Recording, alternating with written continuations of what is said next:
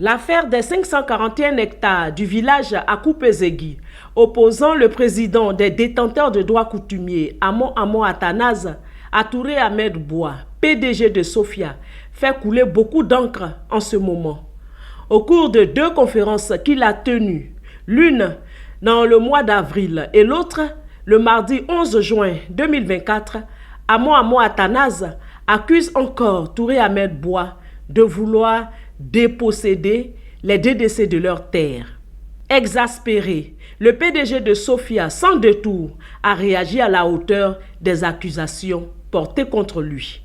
Dans cette affaire, la chose la plus partagée, c'est la mauvaise foi. La mauvaise foi de Amo Athanase et consorts. Et c'est dommage. En 2003, la communauté villageoise d'Akupezegui m'a sollicité à titre personnel, pas à titre de Sofia, à titre personnel pour financer la réalisation d'un lotissement de 541 hectares. Le lotissement de ces 541 hectares, en contrepartie de mes efforts, peines et soins pour la réalisation du lotissement, 30% de la superficie de ces 541 hectares m'ont été promises.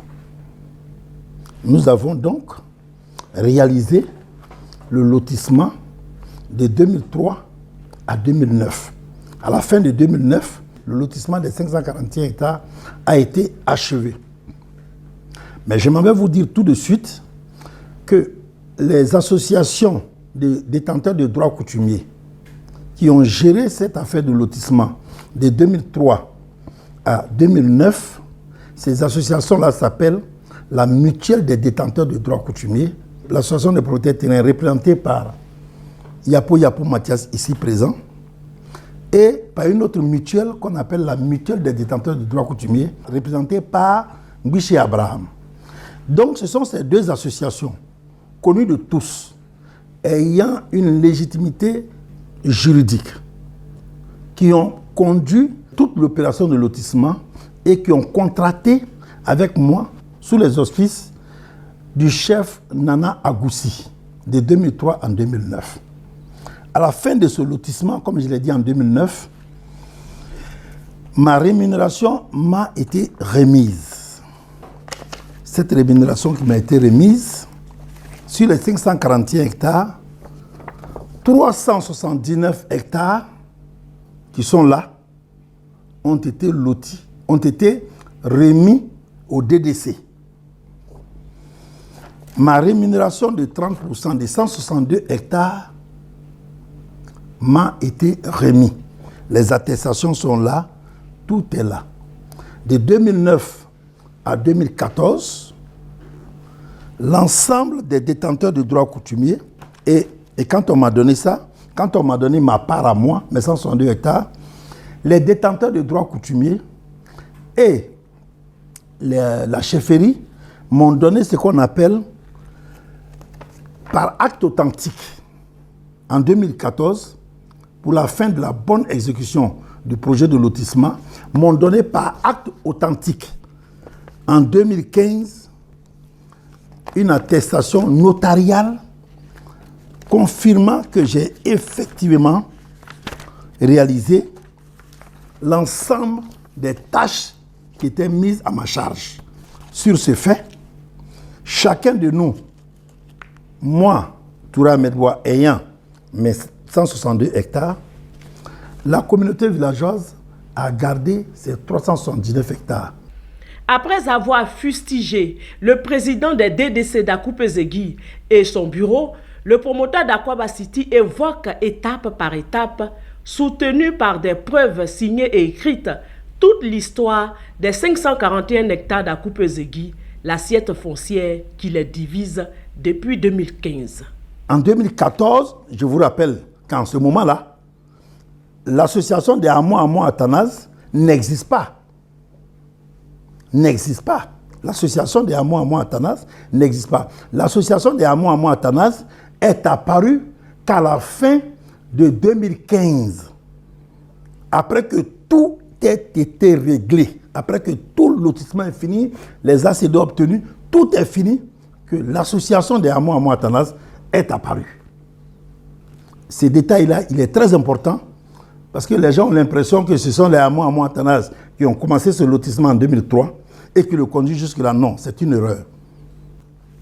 Alors que je détiens l'attestation notariale confirmant que j'ai réalisé l'ensemble des charges liées au lotissement, les détenteurs de droits coutumiers et moi avions convenu en 2014, le 2 décembre 2014, par l'acte notarié dressé chez Maître, dans l'office des maîtres d'Anne-Catherine, on a convenu que nos parts, ma part à moi, mes 162 hectares, les 379 hectares des DDC, représentés par Ngbishi, Abraham et Yapou Mathias, on a décidé par un acte notarié de nous associer, de nous réassocier à nouveau pour remettre les 541 hectares au FPM, afin que le FPM le vende pour nous remettre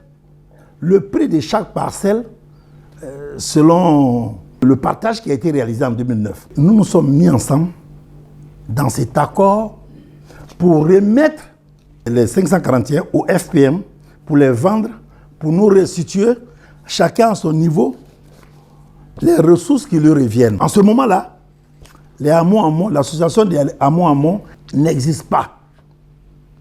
C'est fin décembre 2015, pratiquement décembre 2016, que cette association est née pour se joindre aux deux autres associations existantes pour gérer les intérêts des DDC.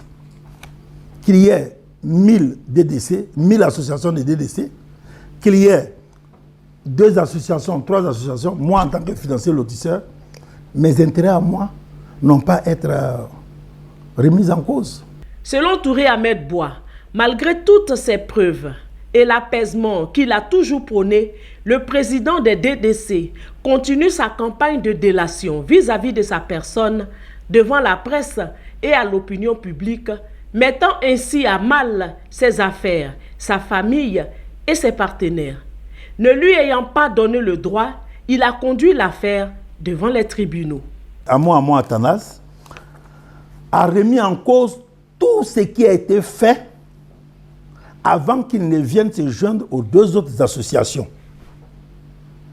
Il a engagé une bataille juridique pour annuler tous les actes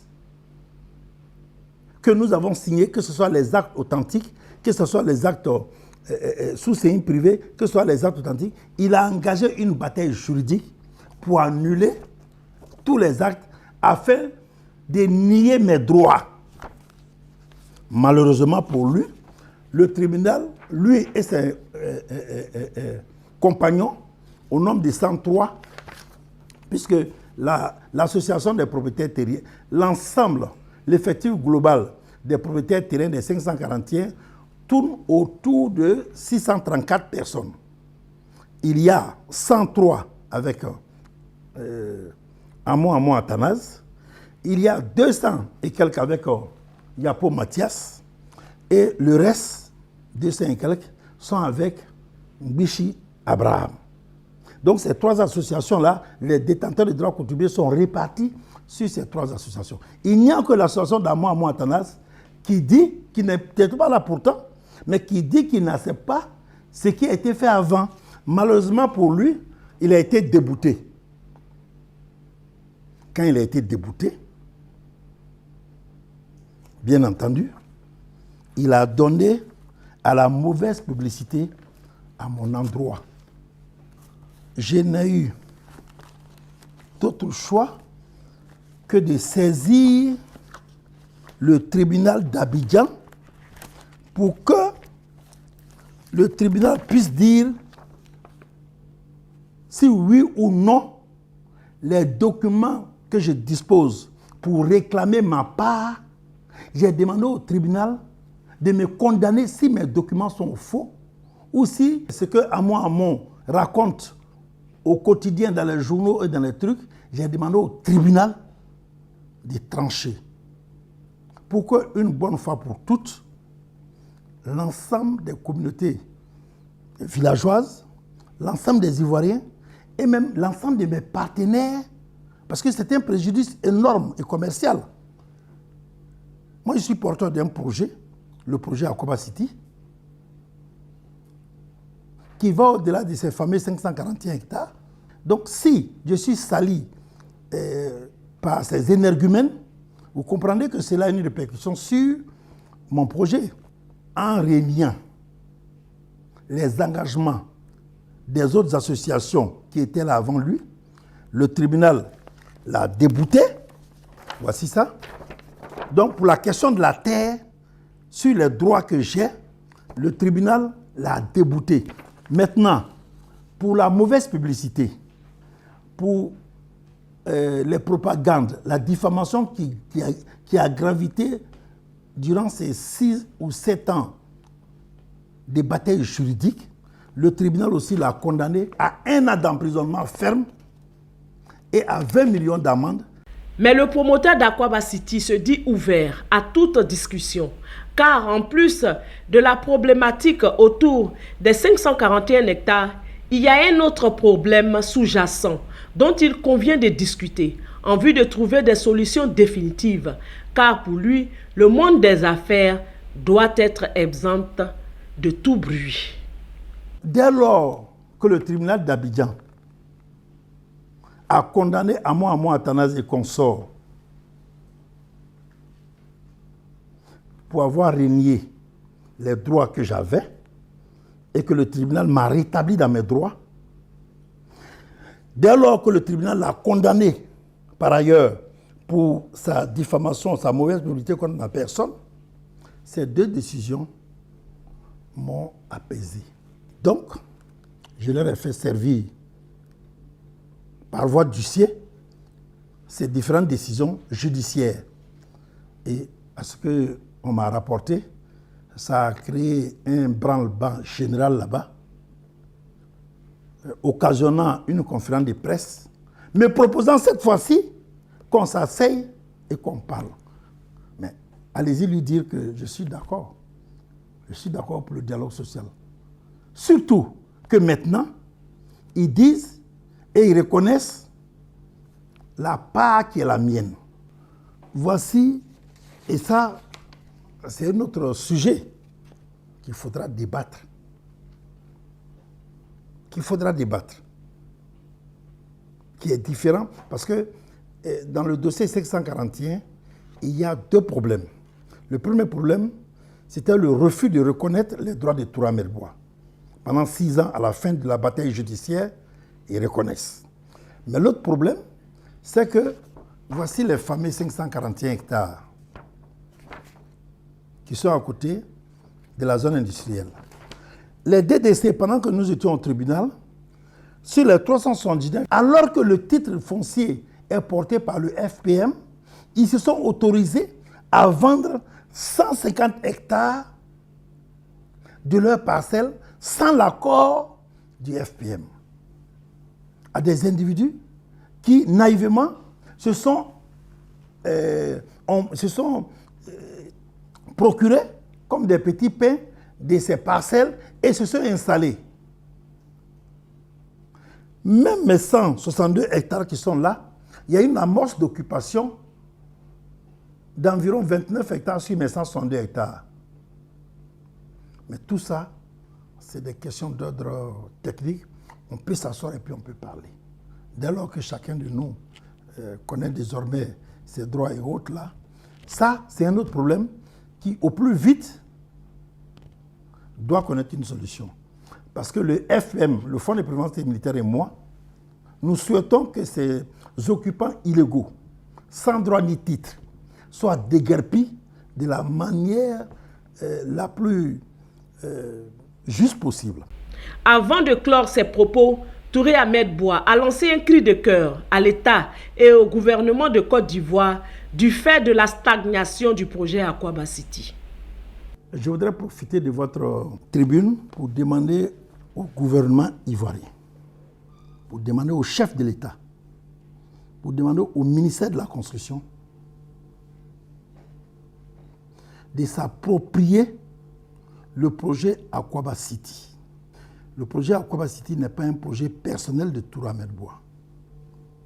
Le projet Akwaba City est un projet de concession, un projet de concession d'aménagement sur plusieurs milliers d'hectares. Il s'agit de réaliser le tracé et l'ouverture des voies en bitume. Il s'agit d'apporter l'eau, le courant et toutes les autres commodités que j'ai évoquées. Mais malheureusement, depuis bientôt 15 ans, alors que nous avons proposé un plan d'aménagement structuré pour éviter ce genre de conflits, jusqu'à présent, depuis 15 ans, nous sommes encore dans l'attente de l'État. L'État ne s'est pas prononcé sur le plan d'aménagement structurant de l'espace qu'il a mis à ma disposition pour, n'est-ce pas, prévenir le désordre urbain. Et c'est un paradoxe renversant que dans l'ancien Abidjan, qu'on passe à la casse de bonne foi et justifiée, et qu'ailleurs, les espaces qui ne sont pas encore colonisés, qu'on ne réfléchisse pas à la planification de l'espace qui est contigu actuellement. On attend peut-être que d'autres personnes aillent coloniser cet espace et qu'on vienne encore casser dans 5, 10, 15 ans. Nous avons manqué, en tout cas jusqu'à présent, de l'appui de l'État. Il faut que l'État vienne jouer ce rôle dans le projet Akwaba City. Au moins, ne serait-ce que pour nous donner son avis sur le plan d'aménagement que nous avons proposé depuis 15 ans. Nous sommes dans l'attente de l'approbation du plan d'aménagement d'Akwaba City depuis 15 ans. Si l'État s'implique davantage, je pense qu'on pourra trouver une solution.